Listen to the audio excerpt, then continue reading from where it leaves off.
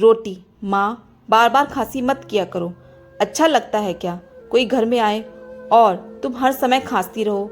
तुम्हें शायद पता नहीं, तुम्हारी खांसी की आवाज़ से परेशान होकर मेरे दोस्त यहाँ से जल्दी चले गए। और एक दोस्त तो यह भी कह रहा था कि उस दिन भी तुम्हारी माँ बहुत खांस रही थी। अब तक उनकी खांसी गई नहीं क्या? कहीं उन्हें कोई गंभीर बीमारी तो नहीं? हमें यहाँ आना बंद करना पड़ेगा। और हेमंत, तेरे परिवार का ध्यान रख, वरना कहीं इनकी वजह से तेरे परिवार को कुछ बीमारी ना हो जाए। माँ, आप अपने कमरे से ज़्यादा बाहर मत निकला कीजिए। हेमंत गुस्से में अपनी माँ कमला जी से बोला। पीछे से हेमंत की पत्नी शीला भी बोली, हेमंत, मैं तो तुम्हारी माँ को समझा समझा कर थक गई, मगर इनके कानों तो जूं तक नहीं रेंगती। पूरे घर में यूं ही खांसते खांसते घूमती रहती है। इन्हें तो इतना भी नहीं पता कि मुंह पर हाथ रखकर खांसना चाहिए। घर में 2 छोटे बच्चे भी हैं, कम से कम इनके बारे में ही सोच लेती, मगर नहीं, इन्हें अपने कमरे में एक जगह बैठा ही नहीं जाता। कमला जी बोली, तुम दोनों के पास ना तो मेरे लिए समय है और ना मेरे लिए पैसे हैं। घर के इलाज कर करके थक गई हूँ, मगर खांसी में कोई फर्क नहीं पड़ा। फिर भी तुम लोग मुझे अस्पताल लेकर नहीं जाते, उल्टा कहते हो कि खांसा मत करो। भला खांसी कोई जानबूझकर करता है क्या? कितनी बार कहा मुझे डॉक्टर को दिखा आओ, मगर तुम दोनों को अब इस बुढ़िया की फिक्र कहाँ है? शीला हाथ जोड़कर बोली, माँ, आप अपने कमरे से बाहर मत निकला कीजिए, बस इतनी मेहरबानी कीजिए। हाँ, नहीं है हमारे पास आपके लिए पैसे। मेरे भी 2 बच्चे हैं, उनकी जिम्मेदारी पूरी करें या आपके पीछे पैसे लुटाएं। आपको तो बस बैठे बैठे मुफ्त की रोटी तोड़नी आती है, काम की ना काज की, दुश्मन अनाज की। कमला जी बोली, बहू, अब तक तो सारे घर का काम तुम मुझसे ही करवाती आई हो।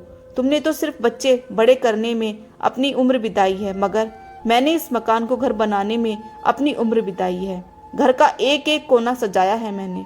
घर की साफ सफाई से लेकर रसोई भी संभालते आई हूँ मैं, मगर आज जब इतने दिनों से यह बुढ़िया खांसे जा रही है तो किसी को रत्ती भर फिक्र नहीं है मेरी। हेमंत बोला, माँ, शीला बिल्कुल सही कह रही है। अब आपकी तो उम्र हो चली है, मगर मेरे बच्चों के सामने तो पूरा भविष्य पड़ा है। आपको तो अब भगवान उठा भी ले तो कोई बात नहीं। कमला जी बोली, वाह बेटा, अच्छा सिला दिया है तूने मेरी ममता का। अच्छा हुआ तेरे बाबूजी मुझसे पहले ही इस दुनिया से चले गए, वरना अगर आज यह सुनते तो जीते जी मर जाते। हमने जब तुझे पाला पोसा तो कभी तेरे दादा दादी को नज़रअंदाज नहीं किया, क्योंकि तेरे आने से उनकी अहमियत कम नहीं हो गई थी। माना इंसान पर अपने बड़ों और अपने छोटों दोनों का भार होता है, मगर इसका मतलब ये तो नहीं कि वह बुढ़ों को मरने के लिए छोड़ दे। मगर आज तूने यह सब कहकर यह साबित कर दिया कि तुझे और बहू को मेरी बिल्कुल परवाह नहीं है। कमला जी अपने कमरे में जाकर रोने लगी। भला कोई बेटा अपनी माँ को ऐसे कड़वे शब्द कैसे बोल सकता है? अभी 4 दिन पहले की ही तो बात है, जब कमला जी अचानक शीला के कमरे में पहुंच गई थी।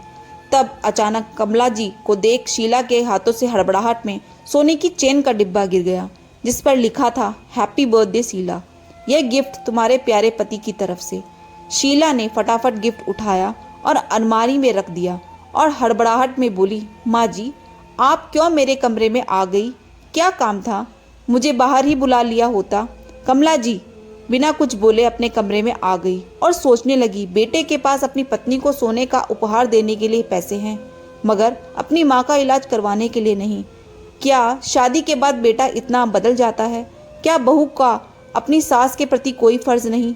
आज मैं बेटे पर इतनी बोझ बन चुकी हूँ कि वह मेरे मरने का इंतजार कर रहा है। आखिर मुझ पर बेटे का कितना खर्च हो जाता होगा? लगभग 4 या 5 साल से मैंने तो एक साड़ी भी नहीं खरीदी है, उल्टा घर का सारा काम करती हूँ। वह अलग, फिर भी मैं इन दोनों पर बोझ बन चुकी हूँ। यह सोचकर वह बहुत रो रही थी। इतने अपशब्द सुनने के बाद उनकी हिम्मत हारने लगी थी। उन्हें हेमंत के बचपन के दिन याद आ गए। हेमंत माँ कमला जी और पिता राकेश जी का लाडला बेटा था। राकेश जी कहते, देखना कमला, एक दिन हेमंत पढ़ लिख कर हमारा नाम रोशन करेगा। हेमंत केवल 10 वर्ष का था और राकेश जी का निधन हो गया, मगर कमला जी ने सिलाई कढ़ाई का काम कर हेमंत की पढ़ाई पूरी करवाई। आगे चलकर हेमंत का पढ़ाई में मन नहीं लगता था। उसने जैसे तैसे पढ़ाई तो पूरी कर ली, मगर नौकरी नहीं की और खुद का व्यवसाय खोला। कमला जी ने हेमंत की शादी करवा दी। शुरुआती दिनों में तो सब सही चल रहा था, मगर धीरे धीरे बहू शीला ने अपने असली रंग दिखाने शुरू कर दिए। 2 बच्चों के जन्म के बाद उसने घर के काम करना तो दूर, काम छूना तक छोड़ दिया। घर के सारे काम की जिम्मेदारी उसने कमला जी के कंधों पर डाल दी। कमला जी के कुछ भी कहने पर शीला बात का बतंगड़ बना देती और हेमंत के कान भर देती। धीरे धीरे हेमंत भी शीला के रंग में रंगने लगा और कमला जी को जो मुंह में आता वह बकने लगा। कमला जी तो बहुत पहले से ही अकेली हो चुकी थी, मगर आज इतने कड़वे शब्द उनसे सहन नहीं हो रहे थे। उनका रो रो कर बुरा हाल हो रहा था कि पास रहने वाली उनकी सहेली कविता घर आई। वह कमला जी से बोली, एक खुशखबरी है कमला, कल ही अपने गांव में एक डॉक्टर पति पत्नी आए हैं, सुना है विदेश से आए हैं, जो हम जैसे बूढ़ों का इलाज मुफ्त में कर रहे हैं। उनके साथ उनका 8 साल का बेटा भी है। सुना है थोड़े दिन यहाँ भारत ही रहेंगे ताकि हम जैसे बूढ़ों का इलाज मुफ्त में कर सके। कमला जी खुश होकर बोली, क्या वे मेरा भी इलाज करेंगे कविता? कविता बोली, मैं अभी सुबह ही उनसे अपना इलाज करवा कर आ रही हूँ कमला, तू अभी चल मेरे साथ, तुझे भी बहुत समय से खांसी है। कमला जी भी कविता के साथ उन डॉक्टर दंपत्ति के पास पहुँचती है और अपना इलाज करवाती है। उनमें से जो लेडी डॉक्टर थी वह कमला जी से कहती है, माँ जी आपको एलर्जी वाली खांसी हो गई है, आपको धूल मिट्टी से थोड़ा दूर रहना होगा, इसलिए आप घर से साफ सफाई के काम से थोड़ा दूरी बनाए रखिए और अगर सफाई करनी भी पड़े तो मुंह पर रुमाल लपेटकर कीजिए। कमला जी कहती हैं, मेम साहब मैं धूल मिट्टी से कैसे दूर रह सकती हूँ, मेरी बहू घर के ऐसे काम बिल्कुल नहीं करती है, ऐसे सारे काम तो मुझे ही करने पड़ते हैं और मुंह पर रुमाल लपेटकर तो मेरा दम घुट जाएगा। डॉक्टर साहिबा बोली, कमला जी आपको इस उम्र में बहू के होते हुए यह सब कामों में थोड़ा दूर ही रहना चाहिए। अब देखिए आपको कितनी ज़्यादा खांसी हो गई है जो रुक ही नहीं रही। फिलहाल मैंने आपको दवाइयाँ दे दी है, मगर आपको 1 हफ्ते रोज ही मेरे पास आना पड़ेगा ताकि मैं आप में हो रहे बदलावों को देख पाऊँ। आप शायद जानती नहीं, 1 महीने से ऊपर की खांसी जानलेवा भी हो सकती है।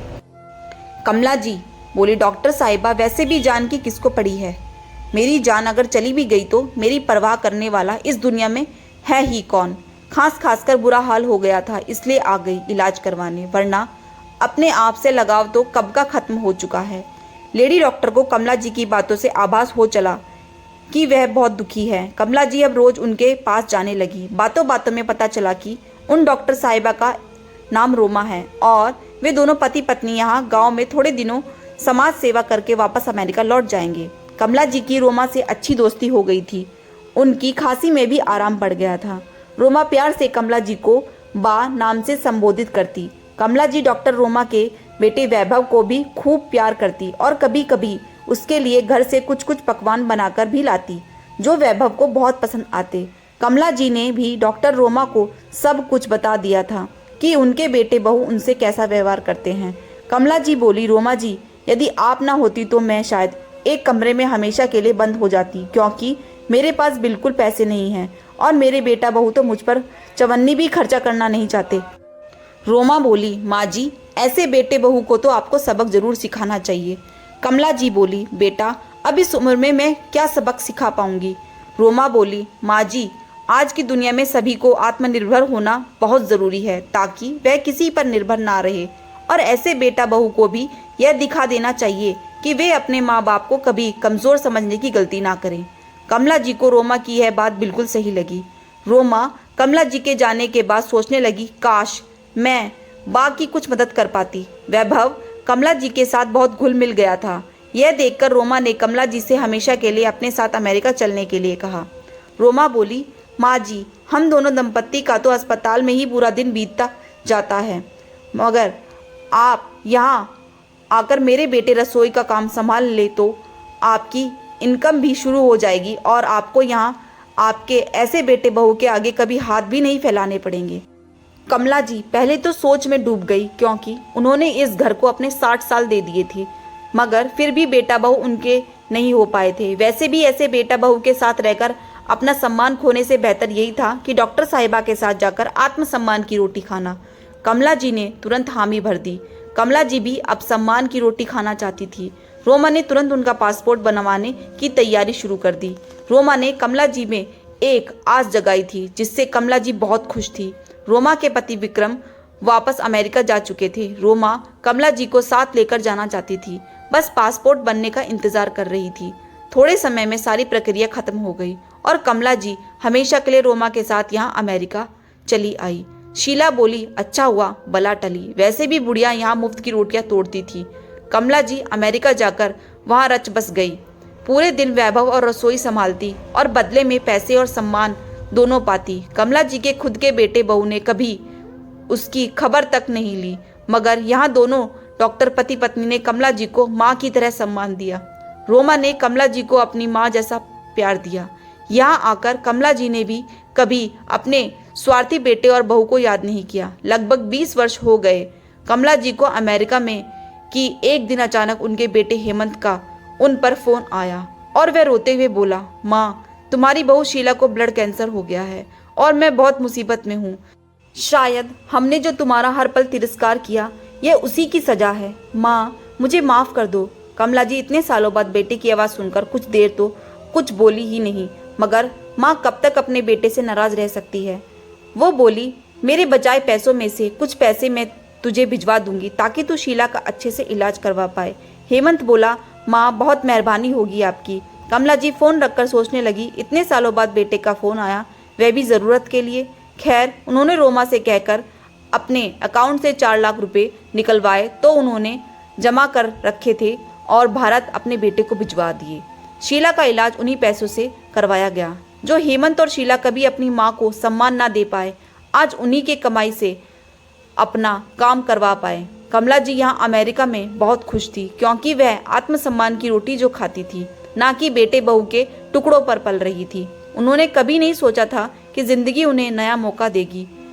वे तो यही सोचकर हिम्मत हार गई थी कि शायद अब पूरी जिंदगी बेटे बहू के ताने सुनने पड़ेंगे, मगर भगवान ने उन्हें फिर से नया मौका दिया था, नई जिंदगी दी थी जो वे आत्मसम्मान के साथ गुजर बसर कर रही थी।